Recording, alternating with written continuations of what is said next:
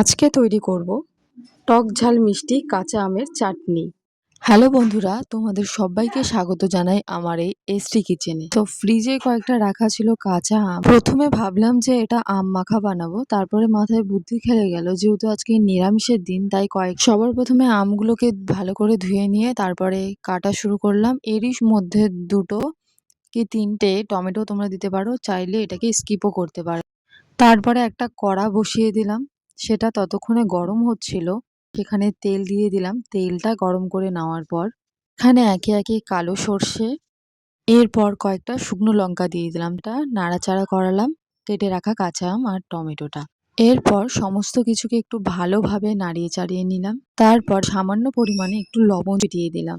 তোমরা চাইলে আরো কিছু ইনগ্রিডিয়েন্টস এখানে অ্যাড করতে পারো। এই রেসিপিটা খুব সাধারণ পদ্ধতিতে বানিয়েছি যেহেতু আজকে নিরামিষের দিন।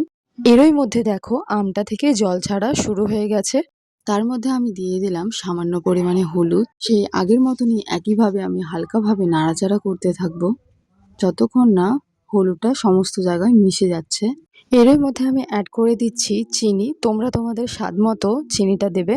তারপর সে একই রকম ভাবে নাড়াতে হবে যতক্ষণ না চিনিটা চাটনিটার মধ্যে ভালোভাবে মিশে যাচ্ছে। তারপরেই তৈরি হয়ে যাবে টক ঝাল মিষ্টি কাঁচা আমের চাটনি। খুব সাধারণ পদ্ধতিতে বানানো, তোমরা চাইলে এটা বাড়িতেও ট্রাই করতে পারো। আর এরকমই নিত্য নতুন রান্নার রেসিপি জানার জন্য আমার চ্যানেলটিতে অবশ্যই সাবস্ক্রাইব করে দেবেন। আজকের জন্য এতটুকুই। দেখা হচ্ছে তোমাদের সঙ্গে পরবর্তী নতুন কোনো রেসিপি নিয়ে।